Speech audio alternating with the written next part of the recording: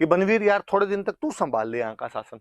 इसने कब तक का, विक्रमादित्य के बाद उदय सिंह छोटा है, उदय सिंह थोड़ा समझदार हो जाए तब तक तो इसको संभाल ले, बाद में हम उदय सिंह को राजा बना देंगे यहाँ पर। इसने कहा ठीक। अब बनवीर शासन संभालने लगे हैं यहाँ पे। लेकिन बनवीर जब गद्दी पर बैठा तो बनवीर को लगा यार मामला थोड़ा डंका है, पर उसको लगता है यार राजा अपने कब तक बने रहेंगे, राजा वाली गद्दी पर कब तक बैठेंगे, जब तक उदय सिंह बड़ा नहीं हो जाए। उसको लगा यार क्यों ना मैं उदय सिंह को मार दूं तो फिर मैं ही राजा रहूंगा। पर फिर उसके दिमाग में आएगी नहीं यार, उदय सिंह को मार भी दूंगा तो विक्रमादित्य तो बैठा ही है, ये सब विक्रमादित्य को बना देंगे, भले कितना ही बेलखना हो पर ये कह देंगे टेढ़ा है पर मेरा है। तो क्यों ना मैं विक्रमादित्य और उदय सिंह दोनों को मार दूं। तो बंदे के दिमाग में से ख्याल आ ही जाते हैं, और वो एक दिन गया और उसने जाके विक्रमादित्य को मार दिया, विक्रमादित्य को मार देता है। फिर छोटी क्लासों में आपने फिर कहानियां सुनी होगी कि वो तो उदय सिंह को भी मारना चाहता था, वो उदय सिंह को मारने के लिए भी गया, लेकिन जो उदय सिंह की दहाई माँ थे, दहाई मतलब जो पालने वाली माता हुआ करती थी, फॉस्टर मदर एक तरीके से आप कह सकते हो, या आप यूं समझ लो कि भगवान कृष्ण की मम्मी कौन, देवकी, लेकिन भगवान कृष्ण को पालते कौन है, यशोदा।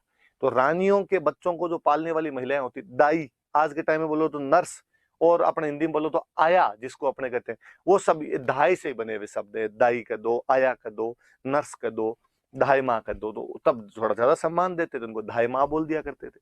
जो उदय सिंह थे, कर्मावती का बेटा था उदय सिंह, लेकिन कर्मावती पन्ना नाम की दहाई थी, उनको दे के गए थे भाई मेरे बच्चे का ध्यान तू रखना। और पन्ना को जब ये समाचार मिला कि बनवीर पागल हो रखा है, उसने विक्रमादित्य को मार दिया है और अब वो उदय सिंह को मारने के लिए आ रहा है, उस बेचारी को और कुछ सूझा नहीं, उसने अपना खुद का बेटा था चंदन, कहते हैं उसको उदय सिंह के कपड़े पहनाकर और वहां पर सुला दिया था। बनवीर गुस्से में पागल होकर आया, उसने कहा कि उदय सिंह कहाँ है। उसने बेचारे ने कई देर अनुनय विनय की, हाथा जोड़ी की, प्लीज मत कर, ऐसे क्या कर रहा है तू। पर उसने कहा मैं तुझे मार दूंगा, बता। तो कहते उसने अपने बच्चे को सुला रखा था, ऊपर कपड़ा उड़ा रखा था उसके, उसने कहा ये सो रहा, जो करना वो कर ले। और बनवीर ने उसको देखा ही नहीं, उस पर तलवार मारी, चंदन को मार के चला गया। जैसे वो चला गया, उदय सिंह कहती है वो पन्नाध्याय जो थी वो उदय सिंह को वहां से लेती है, उदय सिंह को वहां से लेके और कुंभलगढ़ चली जाती है। तो पन्नाध्याय ने अपने बेटे की बलि देकर, बेटे का नाम क्या था, चंदन की बलि देकर किसको बचा लिया था, उदय सिंह को बचा लिया था। और उदय सिंह को लेकर यहां से कहां चली गई थी वो, तो यहां से वो कुंभलगढ़ चली गई थी। मुझे नहीं लगता दुनिया के अंदर कोई भी इतना सशक्त उदाहरण कभी हो सकता है कि कोई महिला अपने स्वामी की रक्षा करने के लिए या अपने स्वामिनी को दिए हुए वचन की रक्षा करने के लिए अपने बेटे को वीरगति के लिए भेज देती है, अपने बेटे का न्यौछावर कर देती है, अपने बेटे को देश के लिए सर्वस्व त्याग कर देती है, अपने बेटे को मरवा देती है। ऐसा उदाहरण आपको देश दुनिया में कहीं देखने को नहीं मिलेगा। मुझे कभी समझ नहीं आया कि वर्तमान जो फेमिनिज्म है उसकी परिभाषाएं किस प्रकार बदल गई है। मैं कभी नहीं देखता कि कोई महिला कभी कहे कि पन्नाध्याय जो है नारी सशक्तिकरण का अपने आप में उदाहरण है कि उस महिला ने देश की रक्षा के लिए उस समय इतना क्विक डिसीजन लिया कि मैं देश की रक्षा, उस समय देश का मतलब राजा हुआ करता था, अपने राजा को कैसे बचा सकती हूँ, अपने प्राण जाए पर वचन न जाए वाली बात, अपने वचनों पर टिकी हुई एक महिला, उसका सशक्त उदाहरण, सबसे बेहतरीन कोई एग्जाम्पल है हमारे पास में तो पन्नाध्याय है।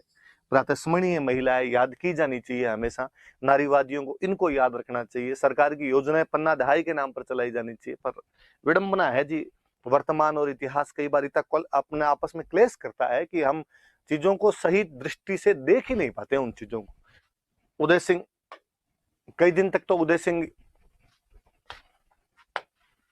वहां कुंभलगढ़ के किले के अंदर पन्नाधाय लेके गई। वहां कुंभलगढ़ के किले का जो किलेदार था उसका नाम था आशा देवपुरा।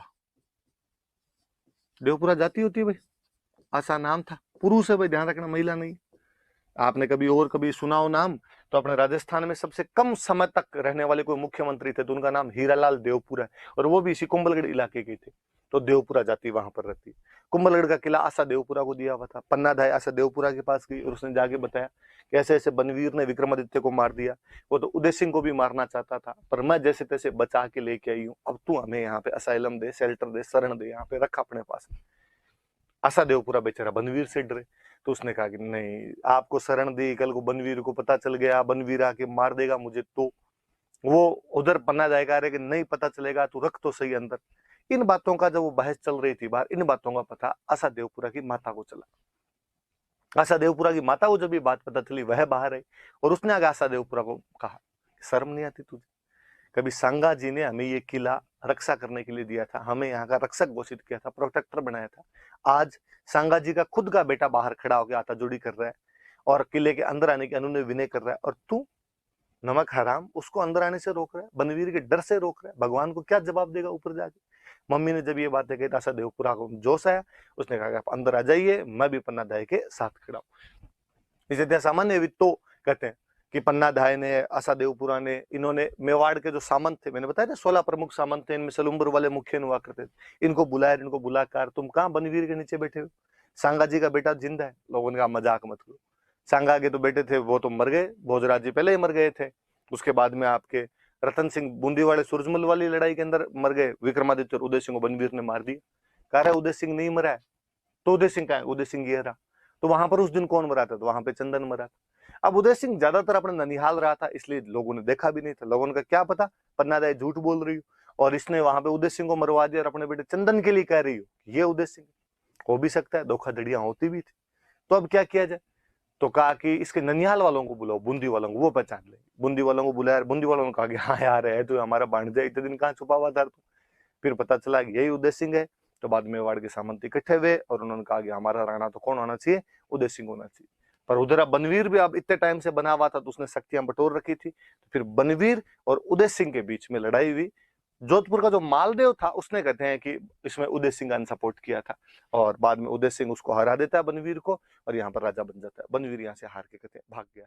तो कौन सा युद्ध हुआ?